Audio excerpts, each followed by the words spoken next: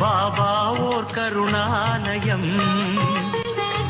பாதம்தான் கமலாலயம். பாபா ஓர் கருணாலயம், பாதம்தான் கமலாலயம். ஆனந்த கீதாலயம், அது எல்லோர்க்கும் சரணாலயம். பாபா ஓர் கருணாலயம், பாதம் தான் கமலா.